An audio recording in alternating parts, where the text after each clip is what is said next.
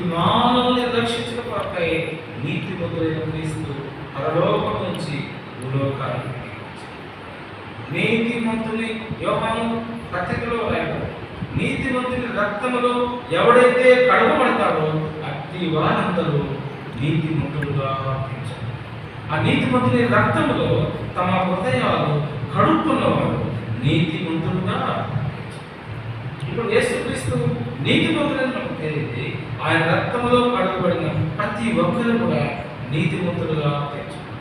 ఎవరైతే తన పాపాలు ఒప్పుకున్నారో, ఎవరైతే దేవుని సన్నిధిలో తమ పాపాలు, తమ దోషాలు, తమ అన్యాయాలు, అక్రమాలు, సమస్త దోషాలను, సమస్తములు దోషాన్ని దేవుని సన్నిధిలో ఒప్పుకొని కుమ్మరించి ఆయన సన్నిధిలో ఒప్పుకోలు మారుమనసు పొందుతారో వారందరూ కూడా ఆయన రక్తములో కడగబడి నీతివంతులుగా.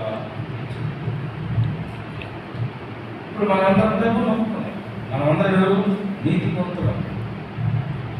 అయితే నీతిమంతులు దేవుడు అని తెలియదు, ఆ రక్తంలో కడుగుబడిన వారు నీతిమంతులని తెలియదు.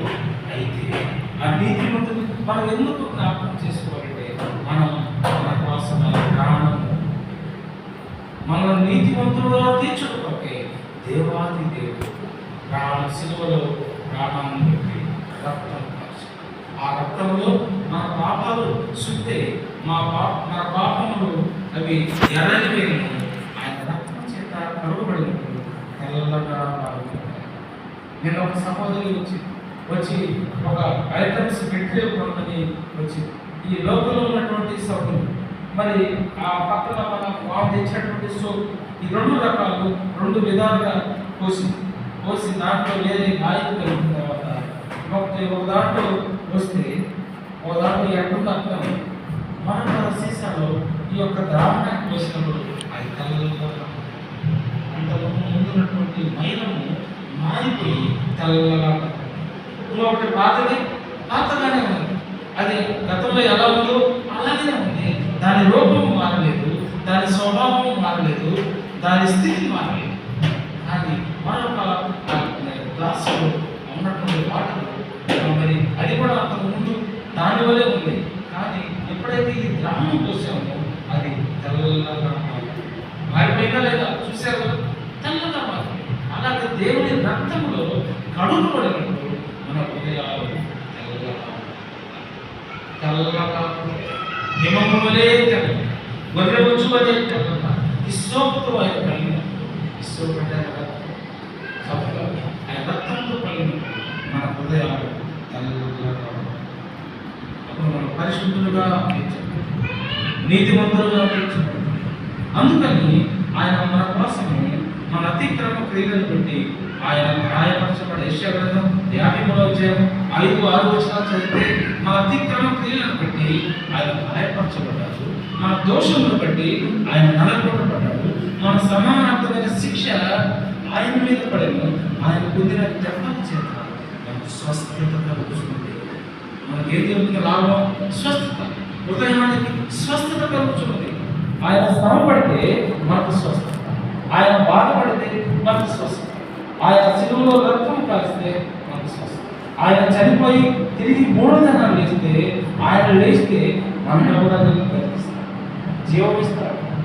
ఆయన నిత్య జీవం ఇచ్చే దేవుడు మనకు నిత్య జీవం అంటే ఇంకా మరణించరు, ఎప్పుడు బ్రతికే ఉంటారు, సజీవులుగా మనం ఉంటాం. ఆ నిత్య జీవాన్ని ఆయన మన పరుపులో ఇచ్చాడు. అందువల్ల ఆయన మనం జ్ఞాపకం చేసుకోవాలి. ఎలా జ్ఞాపకం చేసుకోవాలంటే చూడండి, ప్రియమైన దేవుడు ఒకటి కొరింథీయులకు మన కాలంలో వచ్చిన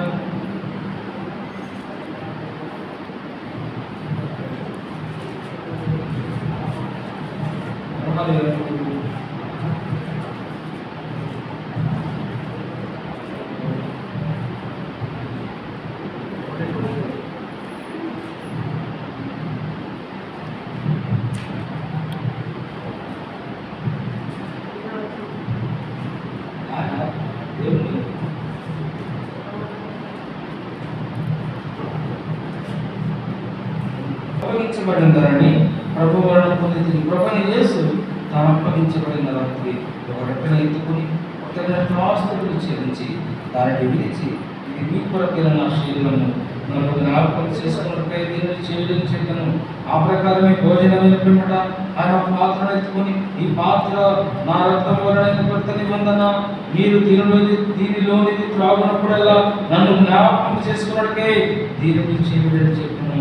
మీరు ఈ రొట్టెను తిని ఈ పాత్రలోనిది త్రాగునప్పుడల్లా ప్రభు వచ్చే వరకు ఆయన మరణమును ప్రచురించగలరు. ఆయన ఒక రొట్టెను పట్టుకున్నాడు.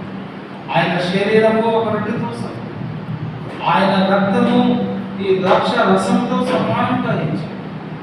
ఈ రొట్టెను మీరు వచ్చే వరకు ఇది మీరు దినాలు చేయకూడదు. అందుకనే ఆయన నన్ను జ్ఞాపకం చేసుకున్నకే దీన్ని చేయండి. ఎలా జ్ఞాపకం చేసుకోవాలి అంటే ఆ రొట్టెను మనం జ్ఞాపకం చేసుకోవాలి. ఈ రొట్టెను చూసినప్పుడు ప్రభు శరీరం జ్ఞాపకం చేసుకోవాలి.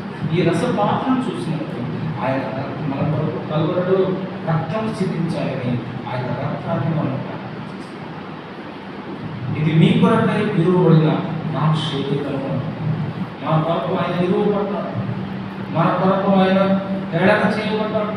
ఒకటి తక్కువ 40 దెబ్బలు తిన్నాడు.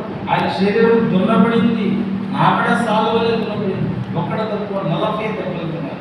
కొరడాలతో చేసిన ఈ ఆ కొరడాలతో కొక్కారు, 39 కొక్కారు. కాబట్టి పట్టి లాగుతుంటే చేలు భూమిని మరి ట్రాక్టర్తో ఎలా దున్నుతారో ఆ విధంగా నాకడ సాగు వలె దున్నిపోయింది. వచ్చలుగా పచ్చి భూమిలాగా శరణం అనేది కనపడదు. తలకు ముళ్ళ మొక్కలు ధరించారు. మనం తలతో చేరు ఆలోచన చేసిన దాని బదులుగా తలకు ముళ్ళ మొక్కలు ధరించారు. చేతుల ద్వారా చేసిన పాపముల బదులు చేతులు చీరలు, ఆడతల చేసిన పాపముల బదులు కాళ్ళకు రేకులు, చెడు ఆలోచన చేసిన దాని బదులు తలకు ముళ్ళ మొక్కలు ధరించారు. హృదయంలో నిగూఢమైన పాపాన్ని దాచుకున్న దాని బదులుగా కట్టలు ఉంటాయి. శరీరముతో అల్పకాల సుఖభోగములు అనుభవించిన దాని ఎముకలు స్థానములు తప్పిపోయిన ప్రాణములకు ఆధారమైన రక్తాన్ని తుత్రపొట్టు నీడు కారణంతా కప్పాల్సి ఆ ఉలికించిన రక్త ధారణ చేత మనం శుద్ధి చేశాం. ఈ రొట్టెను చూసిన ఆ శరీరాన్ని ఈ రస పాత్రను చూసాం. చెరువులో ఆయన ఉలికించిన రక్తాన్ని నన్ను జ్ఞాపకం చేసుకోవడమే దీనిని చేయండి. నీతిమంతుని జ్ఞాపకం చేసుకుంటా ఆశీర్వాదం. ఆయన ఆరాధిస్తే, ఆయన జ్ఞాపకం చేసుకుంటే ఆదివారం ప్రభుత్వం. ఎవడైతే అయోగ్యముగా ఆరాధిస్తాడో, ఎవడైతే చూడండి తర్వాత వచ్చిందో, కాబట్టి ప్రతి మనుషులు తను తాను పరీక్షించుకోవాలను అలాగూ చేసి ఆ రొట్టెను తిని ఆ పాత్రలో ఉంది త్రాగబడను. ప్రభు శరీరమని వివేచకగా తిని త్రాగువాడు తనకు శిక్షావిధి కలుగుటకే తిని త్రాగుచున్నాడు. ప్రభు శరీరమని వివేచకగా జ్ఞానం లేకుండా అజ్ఞానంతో నిర్లక్ష్యంతో ఈ బలలో చేయివేస్తే వాడు తన శిక్షావిధి కలుగుటకే తిని చేయించున్నాడు. అందువల్ల చాలా మంది బలహీనలు అవుతూ ఉన్నారు, రోగగ్రస్తులు అవుతున్నారు, చాలా మంది నిద్రిస్తూ ఉన్నారు, చాలా మంది చనిపోతున్నారు. ఎందుకంటే దేవుని శరీరాన్ని లక్ష్యం, దేవుని రక్తాన్ని లక్ష్యం నిర్లక్ష్యంగా ఈ బలలో చేయి వేస్తే అట్టివారు బలహీనులు అవుతారు, రోగగ్రస్తులు అవుతారు, చాలా మంది చనిపోతారు.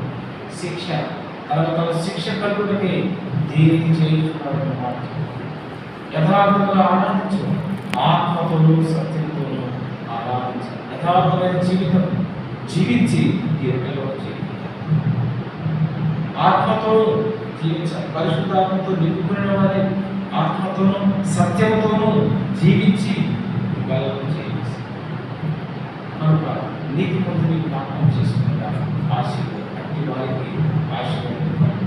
దేవుడి వారిని దీవించి ఆశీర్వదించగా